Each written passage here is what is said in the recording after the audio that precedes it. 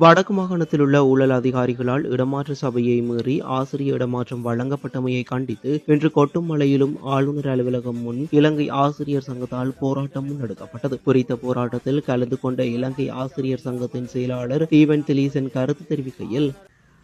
இடமாற்றம் என்கின்ற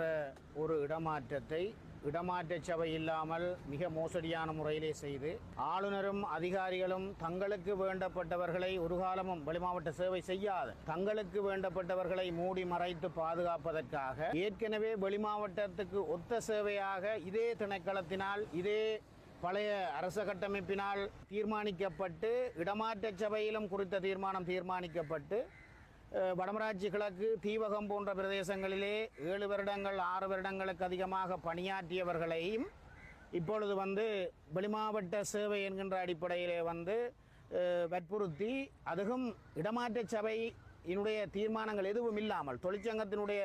பங்களிப்புகள் எதுவுமே இல்லாமல் தன்னிச்சையாக அவர்கள் இந்த இடமாற்றத்தை செய்திருக்கிறார்கள். மிக மோசடியான முறையிலே செயற்பட்ட இந்த வடமாகாண கட்டமைப்பு என்னுடைய அந்த செயற்பாடுகள் தொடர்பாக நாங்கள் சட்ட நடவடிக்கைகளை மேற்கொண்டிருக்கின்றோம். இந்த முறைகேடுகள் தொடர்பாக நாங்கள் சுட்டிக்காட்டிய பின்னர்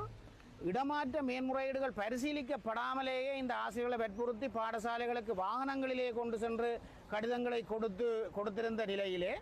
நாங்கள் பல போராட்டங்களை ஆளுநர் செயலகம் முன்பாக யாழ் மாவட்ட ஒருங்கிணைப்பு குழு அலுவலகம் முன்பாக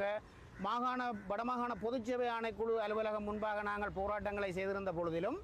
அவற்றிற்கு எந்த விதமான ஒரு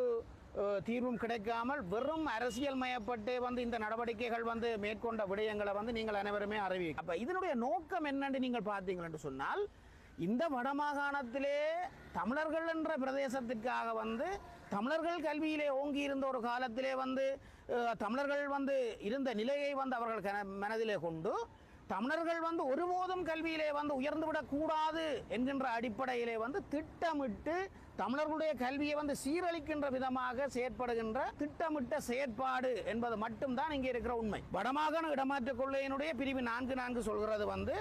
ஒரு வலயத்திற்கு ஒரு ஆசிரியர் 6 வருடங்கள் தொடர்ச்சியாக சேவையாற்றியதுக்கு பிறகுதான் அவருக்கு இடமாற்றம் வழங்குவதற்குரிய அதிகாரம் வடமாகாண கல்வி பணிப்பாளருக்கு இதுக்கு என்று சொல்லப்படுகிறது. ஆனால் 2024ஆம் ஆண்டு தீவக கல்வி நிலையத்திலே, அதாவது வெளிமாவட்ட சேவைக்கொத்த சேவையாக கருதப்பட்ட தீவக கல்வி நிலையத்திலே வேலை செய்து 2024 வெளிகாமம் நிலையத்துக்கு ஆசிரியர்களை 1.5 வருடங்கள் முடிவதற்கு முன்பாக வெளிமாவட்டத்துக்கு அனுப்புகிறார்கள். அப்படி என்று சொன்னால் எவ்வளவு பெரிய அநியாயம்! இப்பொழுதுதான் அவர்கள் வெளிமாவட்ட சேவைக்கொத்த சேவையை செய்து அந்த வலயத்திலே தங்களுடைய பிள்ளைகளை புதிய பாடசாலையில் இணைத்து அல்லது அவருடைய குடும்ப நிலையை தயார்படுத்தி கொண்டிருக்கின்ற நேரம் மீண்டும் வெளிமாவட்டத்துக்கு சேவைக்கு அனுப்புவது என்பது ஒரு மிக மோசமான ஒரு மனிதாபிமானமற்ற அடிப்படை மனித உரிமைகளை மீறுகின்ற ஒரு வன்மைத்தனமான காட்டுமிராண்டித்தனமான ஒரு செயற்பாடு.